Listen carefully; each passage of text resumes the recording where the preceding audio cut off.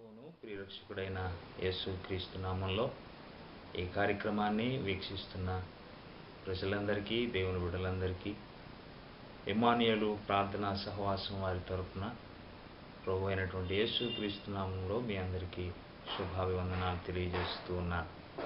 ఈ దినాన ఈ కార్యక్రమాన్ని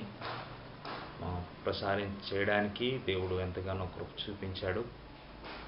ప్రజల యొక్క క్షేమం కొరకు, దేవుని యొక్క సంఘ బిడ్డల యొక్క క్షేమం కొరకు ఈ కార్యక్రమాన్ని తలపెట్టడం జరిగింది.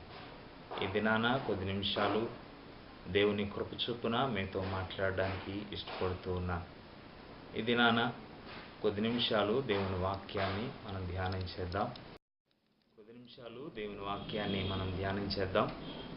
మార్కు సువార్త 8వ అధ్యాయం 34వ వచనాన్ని చదువుకుందాం.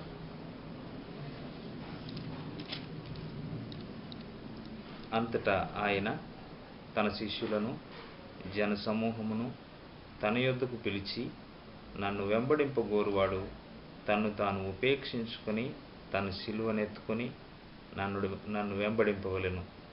చిన్న మాట ప్రార్థన చేసుకుందాం. మహాపరిశుద్ధుడా, ప్రేమ కలిగిన తండ్రి, కృప కలిగిన మా దేవ, మీకు వందనాలు, స్తోత్రాలు.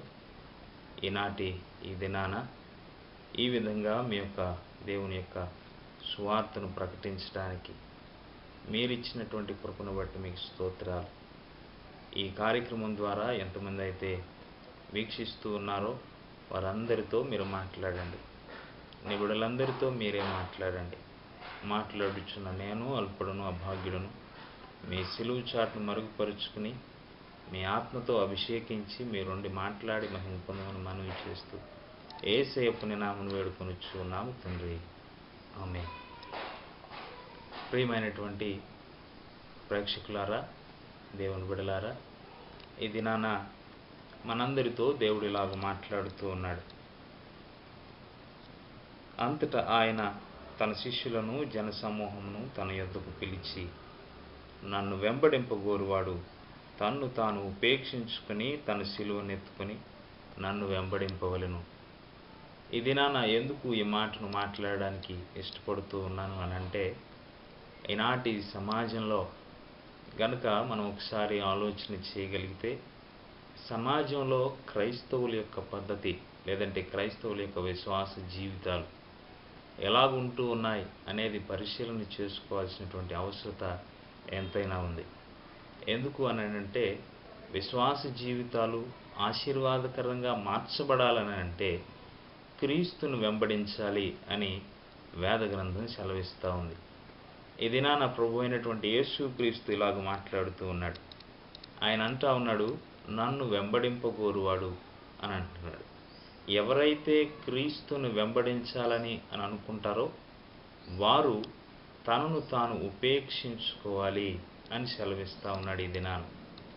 ప్రియమైనటువంటి దైవ జనాంగమా, మీరు వింటూ ఉన్నారని నేను ఆశిస్తూ ఉన్నాను. ఈ దినాన ఉన్నటువంటి క్రైస్తవ జనాంగం లేదంటే దేవుని బిడ్డలు, దేవుని ప్రజలు నిజంగా క్రీస్తుని వెంబడిస్తున్న వారైనా ఆలోచించాల్సిన విషయం. చాలామంది ఇలాగ అనుకుంటూ ఉంటారు, నేను దేవుని మందిరానికి వెళ్తున్నాను కాబట్టి క్రీస్తుని వెంబడిస్తున్నాను, నేను బాప్టిజం తీసుకున్నాను కాబట్టి క్రీస్తుని వెంబడిస్తూ ఉన్నాను, నేను యేసుక్రీస్తు ప్రభు అని నమ్ముతున్నాను కాబట్టి క్రీస్తుని వెంబడిస్తూ ఉన్నాను. ఇలాంటి ఆలోచనలు కలిగి వారి విశ్వాస జీవితాన్ని కొనసాగింపు చేసుకుంటూ ఉన్నారు. మరి ముఖ్యంగా ఇంకొక సంగతి చెప్పాల్సి ఉంది. ఇక్కడ దేవుని సన్నిధికి వస్తూ ఉన్నటువంటి ప్రజలందరూ కూడా ఇలాగ అనుకుంటూ ఉంటారు, నేను క్రీస్తును వెంబడిస్తున్నాను కాబట్టి నేను దేవుని రాజ్యంలో ప్రవేశించగలను అని. కానీ ప్రతి మనిషి గమనించాల్సిన ఆత్మీయ సత్యం ఏంటనంటే, ప్రభు అయినటువంటి యేసుక్రీస్తునే ఆయనే ప్రత్యక్షంగా మాట్లాడుతున్నటువంటి ఆత్మీయ సత్యం ఇది. ఎవడైనను నన్ను వెంబడించగోరిన ఎడల అని అంటా ఉన్నాడు. ఎవరైతే నన్ను వెంబడించాలని ఇష్టపడతారో వారు మొదట చేయవలసిన పని ఏంటనంటే తన్ను తాను ఉపేక్షించుకోవాలి. ఉపేక్షించుకోవడం అనంటే విడిచిపెట్టడం అని అర్థం. ఏం విడిచిపెట్టాలి?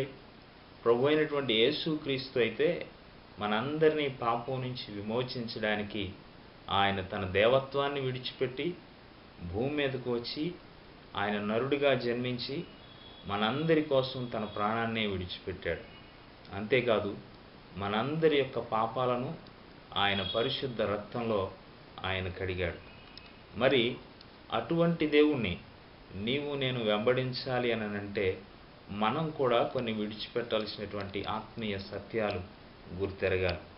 ఈ దినాన దైవజనాంగమా, ఏ విధమైనటువంటి విశ్వాస జీవితం నీలో ఉంది? నిన్ను నువ్వు ఉపేక్షించుకోవడం అని అంటే తెలుసుకోవాల్సినటువంటి ఆత్మీయ సత్యాలు బైబిల్ గ్రంథంలో మనందరి కోసం ఆయన స్పష్టంగా వ్రాసి ఉంచాడు. వింటూ ఉన్నారని నేను ఆశపడుతూ ఉన్నాను. నిజంగా ఈ దినాన ఆలోచించాల్సిన సంగతి ఏంటంటే మనం విడిచిపెట్టవలసినటువంటి సంగతులను నేర్చుకోవాల్సిన వారమై ఉన్నాం. ఎందుకు అనంటే క్రీస్తును వెంబడించాలనంటే మొదట మనల్ని మనం విడిచిపెట్టుకోవాలి. ఈ దినాన కొన్ని విషయాలు మీతో మాట్లాడడానికి ఇష్టపడుతూ ఉన్నాను. మొట్టమొదటిగా మనం విడిచిపెట్టాల్సినటువంటి సంగతులను ఒక 3 విషయాలు మాత్రం ఈ దినాన మీతో నేను పంచుకోవడానికి ఇష్టపడుతూ ఉన్నాను. చూడండి, ఎఫెసీయులకు రాసిన పత్రిక 4వ అధ్యాయం 22వ వచనాన్ని గనక మనం చూడగలిగితే, ఇక్కడ ఎఫెసీ సంఘానికి అపోస్తలుడైనటువంటి పౌలు భక్తుడు కొన్ని సంగతులు రాసి ఉంచాడు. వచనాన్ని చదువుదాం. కావున మునుపటి ప్రవర్తన విషయంలోనైతే మోసకరమైన దురాశల వలన చెడిపోవు మీ ప్రాచీన స్వభావమును వదులుకొని మీ చిత్తవృత్తి యందు నూతన పరచబడిన వారై నీతియు యథార్థమైన భక్తి గలవారై దేవుని పోలికగా సృష్టింపబడిన నవీన స్వభావమును ధరించుకొనవలెను. అపోస్తలుడైన పౌలు భక్తుడు ఎఫెసీ సంఘానికి ఈ మాటలు రాస్తూ ఉన్నాడు. సంఘంలో చేర్చబడినటువంటి ప్రతి వ్యక్తి క్రీస్తును వెంబడించేటువంటి వ్యక్తి కాదు.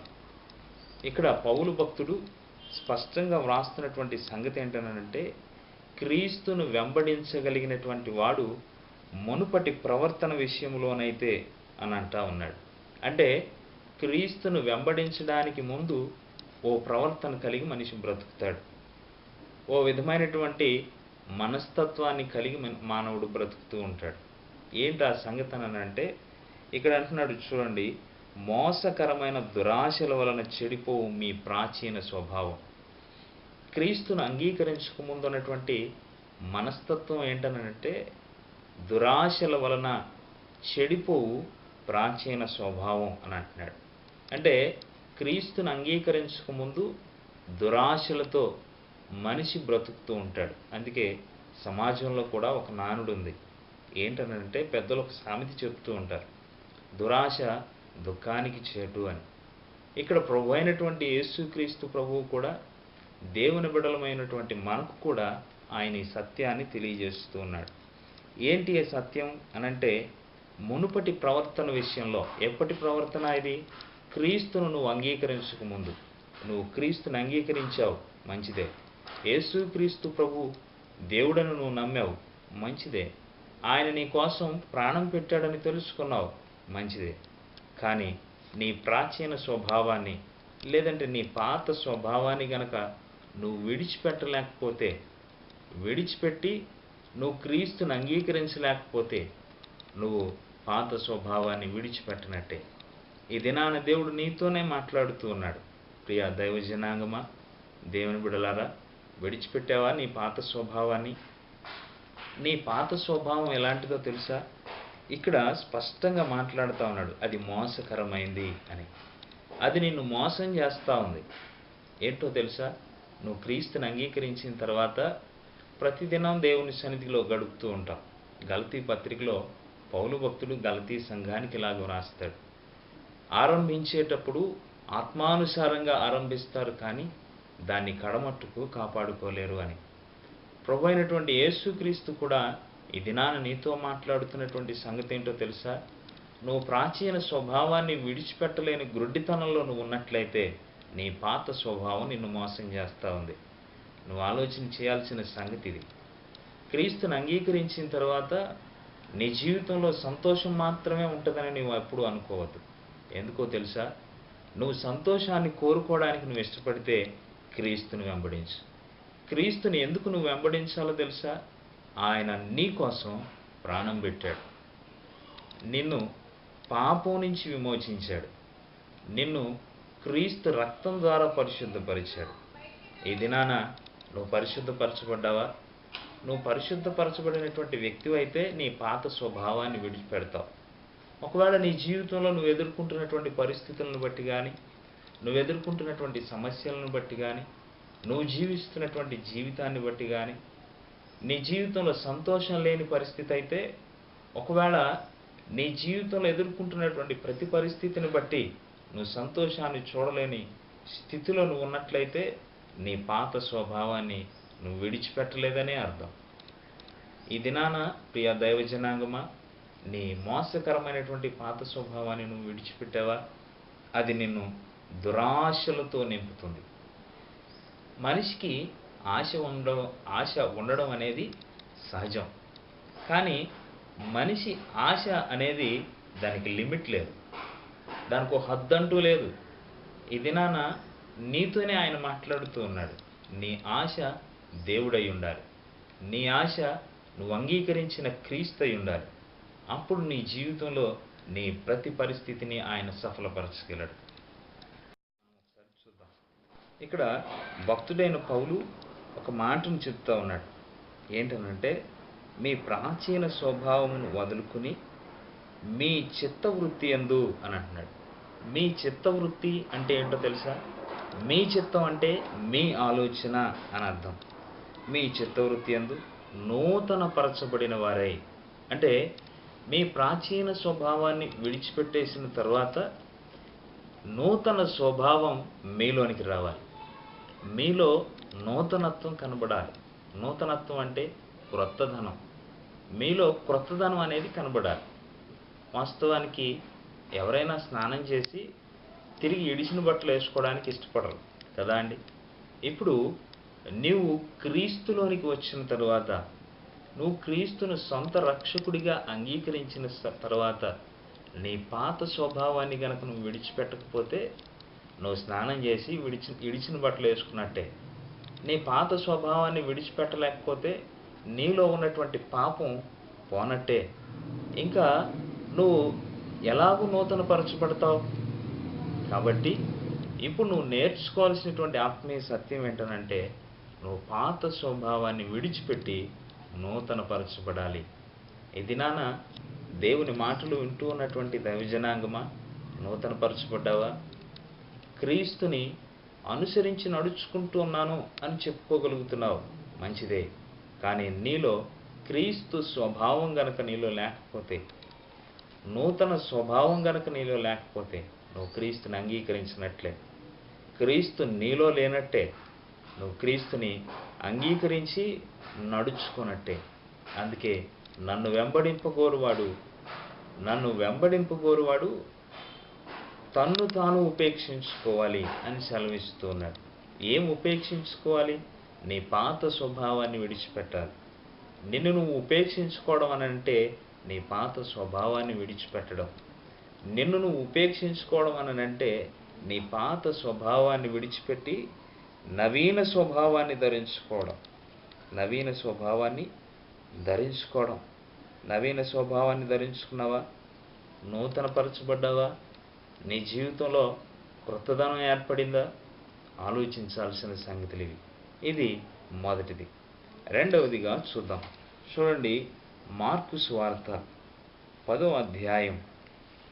మార్కు సువార్త 10వ అధ్యాయం 29-30 వచనాలు ఒకసారి మనం చదువుకుందాం. మార్కు సువార్త 10వ అధ్యాయం 29-30 వచనాలు ఒకసారి చదువుకుందాం. ఇక్కడ భక్తుడైనటువంటి మార్కు కొన్ని విషయాలు తెలియజేస్తూ ఉన్నాడు.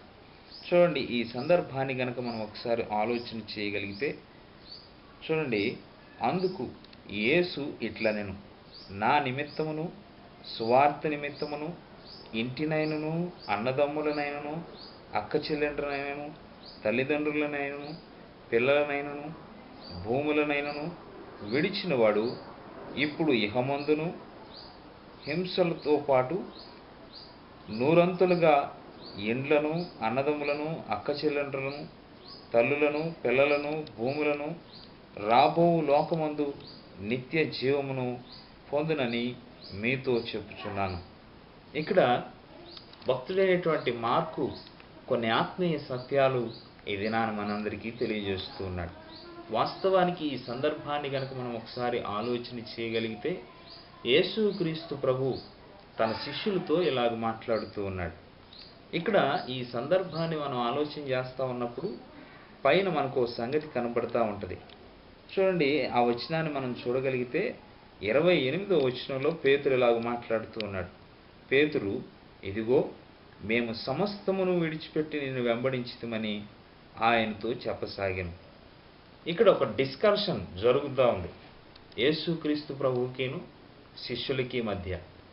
ఎందుకు ఈ సందర్భం ఒకసారి మనం ఆలోచన చేయాల్సిన పరిస్థితి అంటే, ప్రతి మనిషి కూడా క్రీస్తును వెంబడిస్తున్నాను అని చెప్పుకుంటాడు. కానీ క్రీస్తును వెంబడించాలనంటే తన్ను తాను ఉపేక్షించుకోవాలనేటువంటి సంగతిని మర్చిపోతూ ఉంటాడు. వాస్తవానికి ఈ శిష్యులు కూడా యేసుక్రీస్తు ప్రభువుని వెంబడిస్తున్న వారే. 33.5 సంవత్సరాలు ఆయన భూమి మీద బ్రతికాడు. 3.5 సంవత్సరాలు ఈ శిష్యులు ఆయనను వెంబడించారు. ప్రతి పనిలోనూ ఆయనను వెంబడిస్తూనే ఉన్నారు. ప్రతి సందర్భంలోనూ ఆయనతోనే ఉన్నారు. చాలా సందర్భాల్లో యేసు ప్రభు అనేక మందిని స్వస్థపరచడం చూశారు. అనేక మంది పాపాలు క్షమించడం వాళ్ళు చూశారు. ఇలాంటి సన్నివేశాలన్నీ వారు చూస్తూ క్రీస్తును వెంబడిస్తూనే పేతురు ఈ మాట మాట్లాడుతూ ఉన్నాడు. ఎందుకు ఈ మాట మాట్లాడుతూ ఉన్నాడో తెలుసా? పైన ఓ సందర్భం మనకు కనబడతా ఉంది. ఏంటా సంగతి అంటే, ఆయన ప్రసంగం చేస్తూ ఇలాగన్నాడు. ఏమన్నాడు తెలుసా? 22వ వచనాన్ని గనక మనం చూడగలిగితే, చూడండి, ఆ వచనాన్ని చదువుదాం. అతడు మిగుల ఆస్తి గలవాడు గనుక ఆ మాటకు ముఖము చిన్నబుచ్చుకుని దుఃఖపడుచు వెళ్ళిపోయాను. తర్వాత 23వ వచనాన్ని కూడా చూద్దాం. అప్పుడు యేసు చుట్టూ చూచి, ఆస్తి గలవారు దేవుని రాజ్యంలో ప్రవేశించుట ఎంతో దుర్లభమని తన శిష్యులతో చెప్పాను. ఇక్కడ సందర్భం మన అందరికీ తెలిసిందే. ఏంటనంటే, యేసుక్రీస్తు ప్రభు దగ్గరికి ఒక వ్యక్తి పరిగెత్తుకుంటూ వచ్చాడు. వచ్చినప్పుడు ఆ వ్యక్తి యేసు ప్రభువుని ఒక ప్రశ్న అడిగాడు. ఏంటో తెలుసా? తండ్రి, ప్రభు అయినటువంటి యేసుక్రీస్తుతో ఇలాగ మాట్లాడుతున్నాడు, అయ్యా, నేను నిత్య రాజ్యానికి వారసుడిని కావాలి అనంటే నేనేం చేయాలి అని యేసుక్రీస్తు ప్రభువుని అడిగాడు. అప్పుడు యేసు ప్రభు ఒక మాట చెప్పాడు, ధర్మశాస్త్రాన్ని అనుసరించి నడుచుకోమని. అప్పుడు ఆ వ్యక్తి అన్నాడు, అయ్యా, నేను ధర్మశాస్త్రాన్ని ఎప్పుడు కాదు, నా చిన్ననాటి నుంచే నేను అనుసరించి నడుచుకుంటూ ఉన్నా. కానీ నాలో ఇంకా ఓ డౌట్ మిగిలిపోయింది. ఏంటో తెలుసా? నేను నిజంగా దేవుని రాజ్యంలో ప్రవేశించగలనా? పరలోక రాజ్యానికి వారసుని కాగలనా అనేటువంటి అనుమానం ఆ వ్యక్తిలో ఉండిపోయింది. ఎందుకో యేసుక్రీస్తు ప్రభువుని అడిగితే ఈ ప్రశ్నకు సమాధానం దొరుకుతుందని అనిపించింది ఆ వ్యక్తికి. అందుకే పరిగెత్తుకుంటూ యేసు ప్రభు దగ్గరకు వచ్చి ఈ ప్రశ్న అడుగుతూ ఉన్నాడు. వెంటనే యేసు ప్రభు ఏం చెప్పాడో తెలుసా? నీకున్న ఆస్తినంతటిని అమ్మి పేదలకు ఇచ్చి నన్ను వెంబడించు అని అన్నాడు. వెంటనే ఆ మాట వినగానే ఆ వ్యక్తి అంటండి ముఖము చిన్నబుచ్చుకుని వెనక్కి తిరిగి వెళ్ళిపోయాడంట. ఎందుకు నేను ఈ సందర్భాన్ని ఈ దినాన మీతో మాట్లాడుతూ ఉన్నాను అని అంటే, చాలామంది వ్యక్తులు వారికి ఉన్నటువంటి ఆస్తిపాస్తులను, ఐశ్వర్యాలను ప్రేమించినట్టుగా క్రీస్తును ప్రేమించలేరు. క్రీస్తును ప్రేమించి యేసుక్రీస్తు ప్రభు అనుసరించి నడుచుకోమన్నటువంటి అడుగుజాడల్లో నడుచుకోలేరు. ఎందుకో తెలుసా? వారికి దేవుడు ఎందుకు అవసరం అని అంటే, వారి అవసరాలు తీర్చడానికి మాత్రమే దేవుడు అవసరం. కానీ యేసుక్రీస్తు ప్రభు ఇక్కడ స్పష్టంగా మాట్లాడుతున్నటువంటి సంగతి ఏంటనంటే, నీకున్న సమస్తాన్ని విడిచిపెట్టి అని సెలవిస్తూ ఉన్నాడు.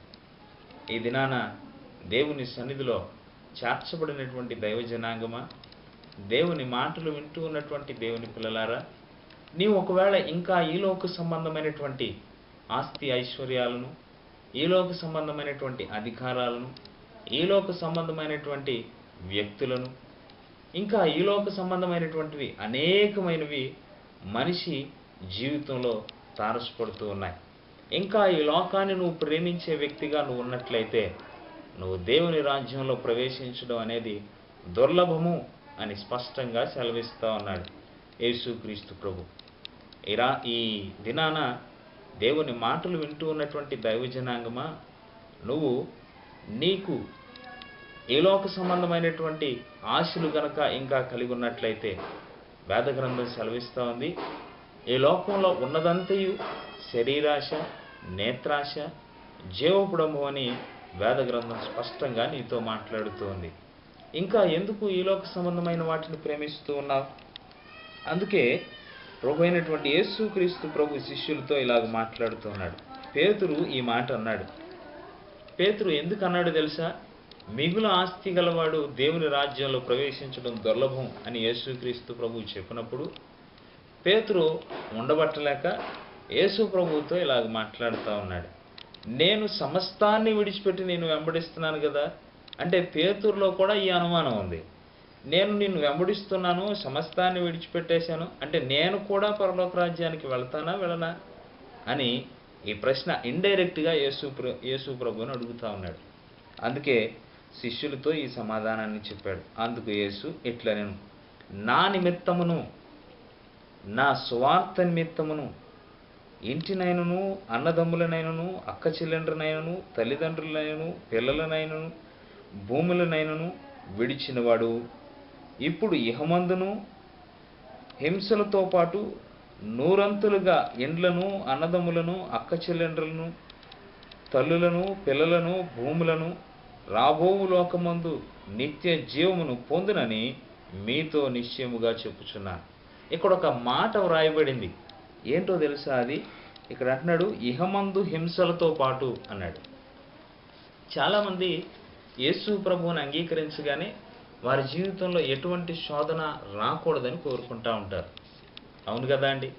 చాలామంది దేవుడు అని అంటే వారికి సంతోషాన్ని ఇచ్చేవాడు అనేటువంటి అవగాహన ఉంటూ ఉంటుంది. నీ విశ్వాస స్థితిని ఆయన ఒక్కొక్కసారి పరీక్షిస్తూ ఉంటాడు. నీ విశ్వాస స్థితిని ఆయన పరీక్షించినప్పుడు నువ్వు నీ విశ్వాసంలో నిలబడగలగాలి. అది ఎలాగో తెలుసా? నువ్వు నీ కుటుంబాన్ని ప్రేమించొద్దు అని దేవుడు చెప్పడం లేదు. బైబిల్లో ఒక మాట వ్రాయబడింది, నిన్ను వలే నీ పొరుగు వారిని ప్రేమించుము అని. నిన్ను నువ్వు ఎంతగా ప్రేమించుకుంటావో నీ తోటి వారిని కూడా అంతే రీతిగా ప్రేమించగలగాలి. అంతేకాదు, ఇక్కడ ఒక సంగతిని ఆయన వ్రాశాడు. ఏంటనంటే, నా నిమిత్తమును, నా సువార్త నిమిత్తమును అన్నాడు. ఎవరైతే క్రీస్తు కోసం పాటుపడడానికి ఇష్టపడతారో వారు సమస్తాన్ని విడిచిపెట్టగలగాలి. ప్రేమించాలి, అదే సమయంలో విడిచిపెట్టాలి. అంటే వారిని దూరం పెట్టడం అని కాదు, కానీ విడిచిపెట్టడం అంటే అది నీ జీవితంలో విగ్రహం కాకూడదు. అందుకే ప్రభు అయినటువంటి యేసుక్రీస్తు ఇలాగ మాట్లాడుతూ ఉన్నాడు. చాలామందికి చాలా సందర్భాల్లో కొన్ని విగ్రహాలు అవుతూ ఉంటాయి. చాలామందికి ధనం అంటే ఆశ, అదొక విగ్రహం. చాలామందికి తల్లిదండ్రులంటే ప్రేమ, అదొక విగ్రహం. బిడ్డలంటే ప్రేమ, అదొక విగ్రహం. ఇంకా ఆస్తి ఐశ్వర్యాలంటే వ్యామోహం. ఏ లోక సంబంధమైనటువంటి అధికారాలు, అదొక రకమైనటువంటి విగ్రహం. ఇవన్నీ మానవుని జీవితంలో ఏ లోక సంబంధమైనవి కాబట్టి అవి విగ్రహాలుగా ఉంటూ ఉన్నాయి. ప్రతి మానవుడు వీటి మీద ఆశను పెంచుకుంటూ ఉంటాడు. అందుకే దేవుని దగ్గరికి పరిగెత్తుకొచ్చినటువంటి ఆ వ్యక్తి కూడా తన ముఖాన్ని చిన్నబుచ్చుకుని వెళ్ళిపోయాడు. ధర్మశాస్త్రాన్ని అవలంబించి నడుచుకుంటున్నాడు, కానీ ఆస్తిని ప్రేమించిన వాడయ్యాడు. మరి నువ్వేం ప్రేమిస్తూ ఉన్నావు? ఇంకా ఈ లోక సంబంధమైన వాటిని ప్రేమిస్తూ ఉంటే నువ్వు కూడా ఒకానొక దినాన ఆయన దగ్గర ముఖము చిన్నబుచ్చుకోవాల్సిన పరిస్థితి నీ జీవితంలో ఏర్పడుతుంది. ఆయన ఎదుట నువ్వు నిలబడినప్పుడు పరిశుద్ధ వేద గ్రంథం ఈ విధంగా సెలవిస్తుంది, ఎవని పేరైనను జీవగ్రంథమందు వ్రాయబడిన ఎడల వాడు దేవుని రాజ్యానికి అర్హుడు కాదు అని బైబిల్ గ్రంథం సెలవిస్తూ ఉంది. మరి నీ పేరు జీవగ్రంథంలో వ్రాయబడాలని అంటే నువ్వు క్రీస్తుని వెంబడించే వ్యక్తిగా నువ్వు ఉండాలి. అందుకే శిష్యులతో ఆయన స్పష్టంగా ఈ మాటలు చెప్పాడు. ఎవరైనా నన్ను వెంబడించాలి అని అనుకుంటే వారికి ఉన్న సమస్తాన్ని విడిచిపెట్టారు. ఇక్కడ ఒక ఉదాహరణ మీతో చెప్పడానికి ఇష్టపడుతూ ఉన్నాను. పాత నిబంధన కాలంలో గనక మనం చూడగలిగితే అబ్రహాము తమ్ముడైనటువంటి లోతు తనకిష్టం వచ్చిన ప్రదేశానికి వెళ్ళి జీవిస్తూ ఉన్నాడు. అక్కడ ఉన్నటువంటి ఆ ప్రదేశంలో పాపం భయంకరంగా పెరిగిపోయింది. ఒక దినాన దేవుడు చూశాడు.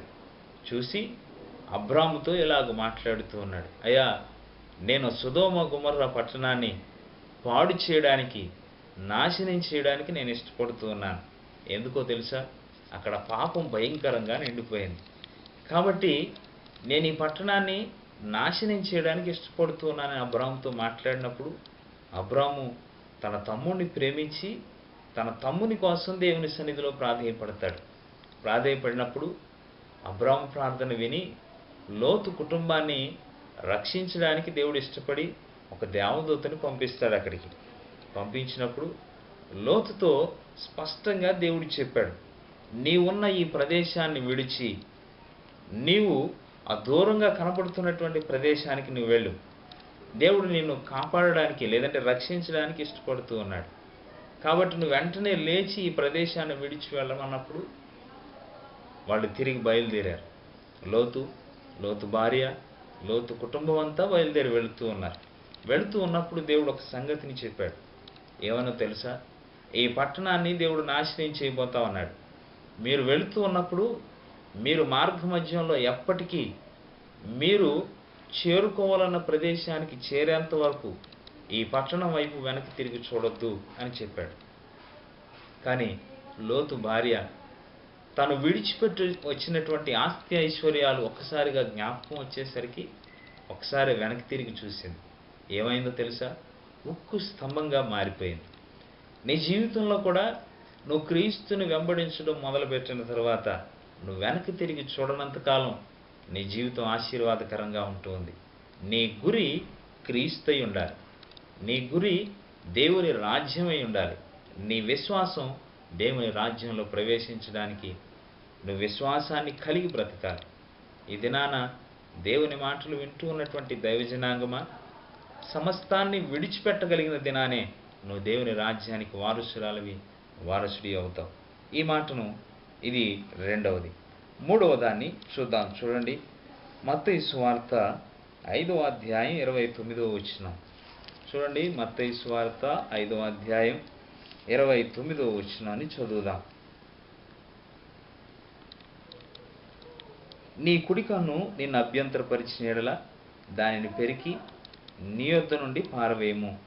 నీ దేహమంతయు నరకములో పడవేయబడకుండా నీ అవయవములలో ఒకదానిని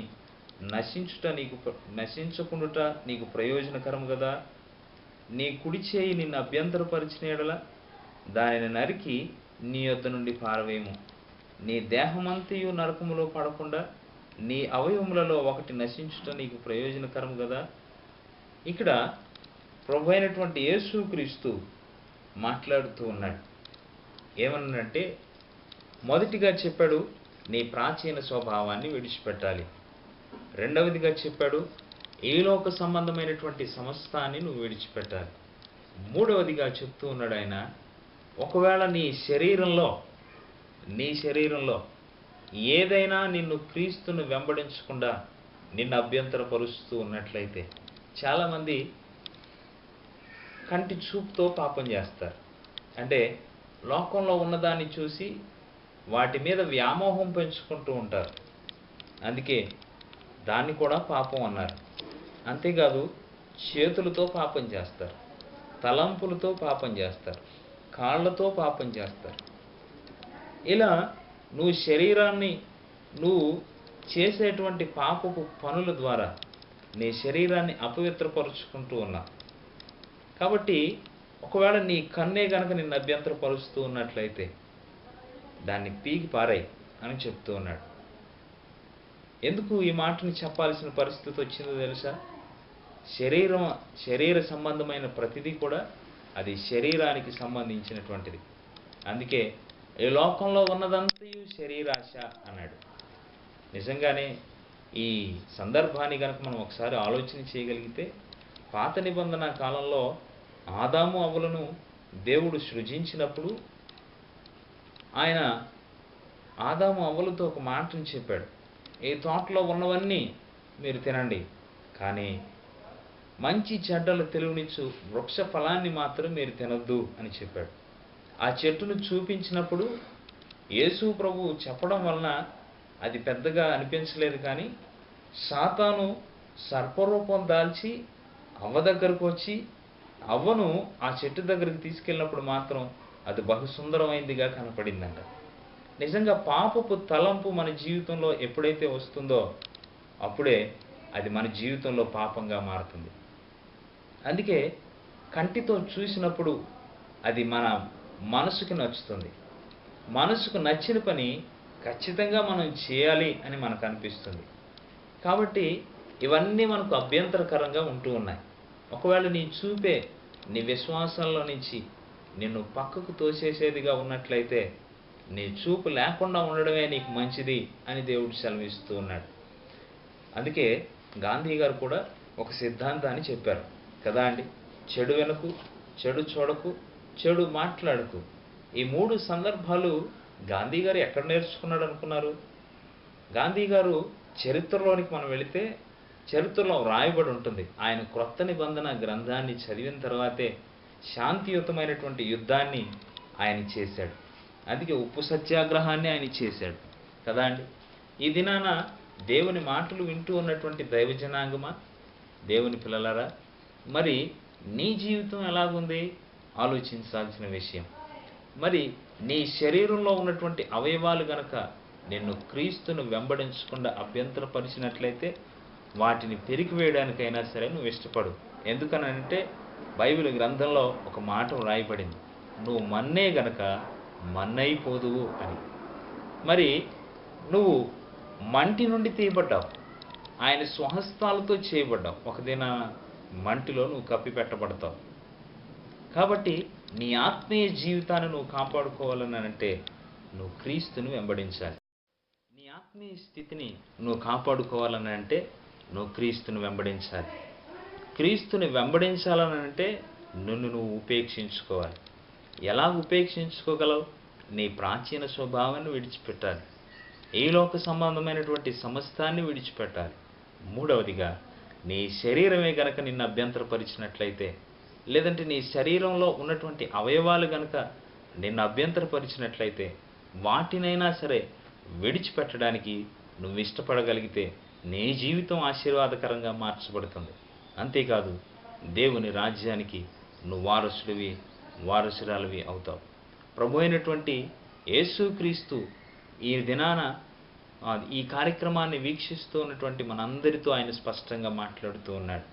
నిన్ను నువ్వు ఉపేక్షించుకోవడానికి, నిన్ను నువ్వు విడిచిపెట్టుకోవడానికి, ఈ లోక సంబంధమైనటువంటి ప్రతిదాన్ని నువ్వు విడిచిపెట్టగలగడానికి ఇష్టపడుతూ ఉన్నావా? అందుకే పౌలు భక్తుడు అంటాడు, నేను క్రీస్తుని వెంబడించుచున్నాను అని.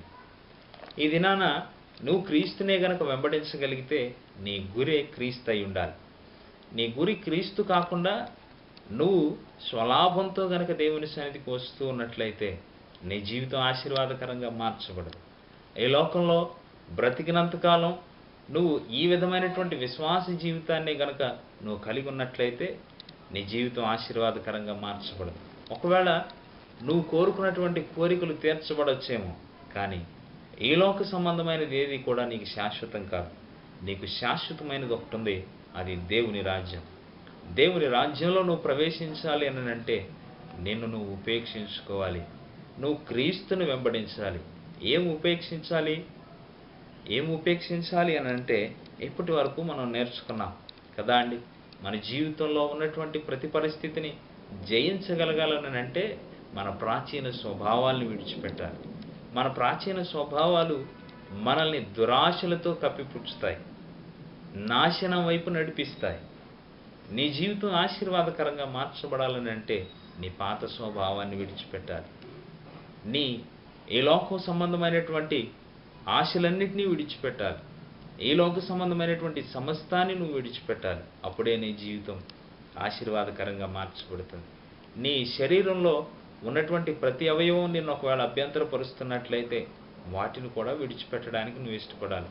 యేసుక్రీస్తు ప్రభు నిన్ను కాపాడటం కోసం తన ప్రాణాన్నే విడిచిపెట్టాడు. నీ శరీరంలో ఉన్నటువంటి అవయవాలను విడిచిపెట్టినందువల్ల నీకు నష్టమేమీ లేదు. దేవుని రాజ్యానికి వారసుడివి అవుతావు. మనందరం కూడా ఆయన అడుగుజాడల్లో నడుస్తూ ఆయనకు నమ్మకమైన సాక్షులుగా బ్రతుకుదాం. దేవుడు మనందరినీ దీవించునుగాక. ఆమేన్.